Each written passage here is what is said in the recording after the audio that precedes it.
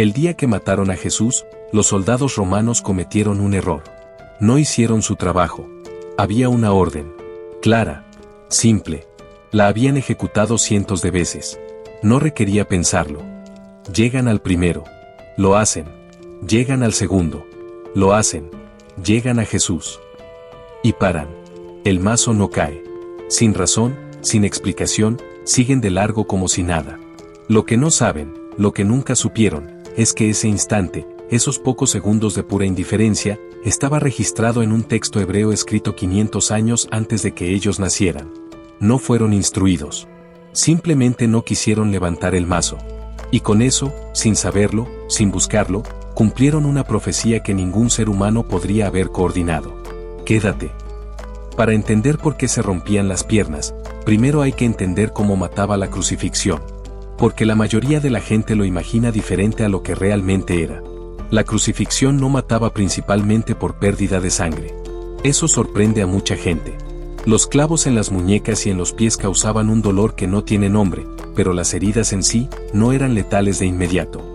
Los romanos eran expertos en esto. Habían crucificado a miles de personas. Sabían exactamente cómo hacerlo para que la muerte fuera lenta. ¿Qué mataba entonces? La asfixia. Cuando el cuerpo cuelga en posición vertical con los brazos extendidos, los músculos del pecho quedan en una posición que hace casi imposible exhalar. Para poder soltar el aire acumulado en los pulmones, la persona crucificada tenía que empujarse hacia arriba con los pies, usando los clavos como punto de apoyo. Solo para respirar. Bajar. Subir para respirar. Bajar. Subir para respirar. Durante horas. A veces días. Era agotamiento absoluto llevado hasta el límite de la existencia.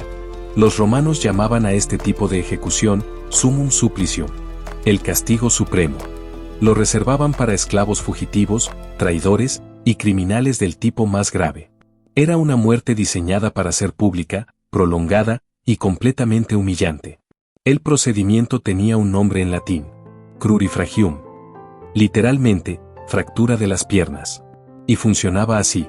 Si los romanos necesitaban que alguien muriera rápido en la cruz, por cualquier razón, venían con un mazo o una barra de hierro y le quebraban las tibias. A veces también el fémur. ¿Por qué eso aceleraba la muerte?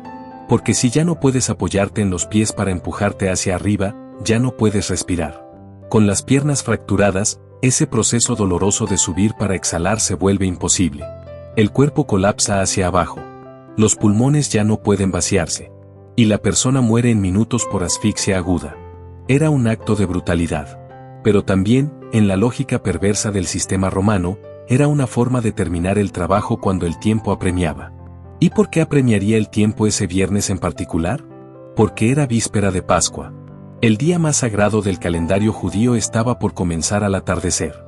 Dejar cuerpos colgando durante la noche del Sabbat era una violación de la ley religiosa, que los líderes judíos no podían tolerar. Se acercaron a Pilatos y le pidieron que apurara las muertes. Y Pilatos ordenó el crurifragium. Los soldados obedecieron. Se acercaron a los dos crucificados junto a Jesús y les quebraron las piernas. Y entonces llegaron a Jesús. Abre el Evangelio de Juan, capítulo 19, versículos 33 al 36. Dice así: pero cuando llegaron a Jesús, como lo vieron ya muerto, no le quebraron las piernas. Pero uno de los soldados le abrió el costado con una lanza, y al instante salió sangre y agua. El que lo vio da testimonio, y su testimonio es verdadero, y él sabe que dice verdad, para que vosotros también creáis. Porque estas cosas sucedieron para que se cumpliese la Escritura: no será quebrado hueso suyo. Detente aquí. Juan no está relatando esto como un detalle médico menor. Está hablando de profecía. No será quebrado hueso suyo. Esa frase viene del Antiguo Testamento. Del Salmo 34, versículo 20. También aparece en las instrucciones del Cordero de la Pascua en Éxodo 12. El Cordero sacrificial no podía tener ningún hueso roto. Siglos antes de esa tarde en el Gólgota, alguien escribió eso. Y esa tarde, mientras los soldados romanos cumplían una rutina de ejecución que habían hecho cientos de veces, sin saber nada de profecías hebreas, simplemente miraron a Jesús y vieron que ya estaba muerto. Y no levantaron el mazo. No por obediencia a la Escritura. Por indiferencia. Y aún así se cumplió. Pero hay algo más. Algo que la mayoría pasa por alto porque viene inmediatamente después del versículo de los huesos y parece un detalle secundario. Un soldado se acerca al cuerpo de Jesús con una lanza y le atraviesa el costado. Juan dice que salió sangre y agua. Eso no es un detalle decorativo. Y Juan lo sabe. Por eso agrega algo que casi nunca hace en su evangelio. El que lo vio da testimonio, y su testimonio es verdadero. ¿Por qué Juan necesita aclarar eso? ¿Por qué sentir la necesidad de certificar algo tan específico? Porque ese detalle tiene implicaciones enormes. La salida separada de sangre y agua del costado ha sido estudiada durante siglos. Desde el punto de vista médico, es consistente con lo que ocurre cuando el corazón ya no late y la sangre comienza a separarse en sus componentes. O con la ruptura del pericardio, el saco que rodea al corazón, que puede acumular líquido seroso. Dicho sin rodeos, ese detalle es compatible con la muerte de alguien que falleció antes de que llegara la lanza. Los soldados tenían razón. Jesús ya estaba muerto. Pero eso también significa que Juan estaba documentando algo real, que vio con sus propios ojos. No estaba repitiendo un rumor. Estaba describiendo algo tan específico y tan extraño que él mismo sintió la necesidad de aclarar: yo lo vi. Y ese detalle se conecta con otra profecía. Zacarías capítulo 12, versículo 10. Mirarán a mí, a quien traspasaron.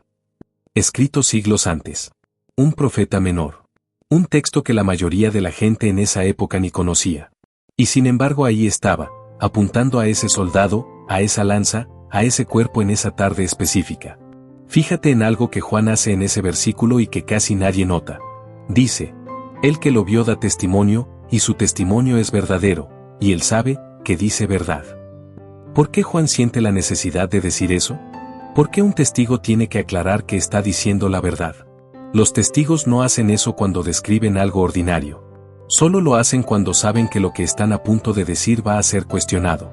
Juan lo anticipó. Sabía que alguien, algún día, iba a hacer exactamente la pregunta que quizás tú estás haciendo ahora mismo. ¿Y si los discípulos simplemente inventaron los detalles para que encajaran con las profecías? Es una pregunta legítima. El crurifragium fue ordenado por líderes religiosos judíos que querían que los cuerpos bajaran antes del Sabbat. Fue ejecutado por soldados romanos que no tenían ningún interés en teología. Y fue documentado por un testigo que entendió mucho después lo que había visto. Nadie en esa escena estaba pensando en Éxodo 12 ni en el Salmo 34. Estaban haciendo su trabajo. Y en ese proceso, dos profecías escritas con siglos de diferencia, por autores distintos, en contextos completamente distintos, se cumplieron en el mismo momento. Una decía que no le quebrarían los huesos. La otra decía que sería traspasado. Ningún escritor humano podría haber coordinado eso. Lo que ocurrió ese viernes no fue el fracaso del plan de Dios. Fue el plan de Dios. Y si Dios puede obrar a través de la indiferencia de alguien que no lo conoce, que no lo está buscando, que ni siquiera sabe que está siendo parte de algo más grande, ¿qué no podrá hacer con las cosas de tu vida que ahora mismo no tienen ningún sentido para ti? Antes de cerrar, tu desafío para esta semana. Esta noche busca Juan capítulo 19 desde el versículo 31 hasta el final. Pero antes de leerlo, abre Éxodo 12 versículo 46, el Salmo 34 versículo 20, y Zacarías 12 versículo 10. Léelos primero. Y después vuelve a Juan y fíjate si los ves diferente. Y si este video te movió algo, compártelo. Porque hay alguien en tu vida que se está haciendo la pregunta más honesta que puede hacer una persona: ¿hay evidencia de que todo esto sea real? Hoy encontraste un poco de esa evidencia en el lugar más inesperado, en el mazo de un soldado romano que nunca levantó. Cuéntame en los comentarios, ¿qué fue lo que más te impactó? ¿La mecánica de cómo mataba realmente la crucifixión? ¿El peso de que la profecía se cumplió por indiferencia y no por devoción? ¿O el detalle de la sangre y el agua, que Juan sintió la necesidad de certificar con su propio nombre? Me encanta leer cada respuesta. Que Dios te bendiga abundantemente.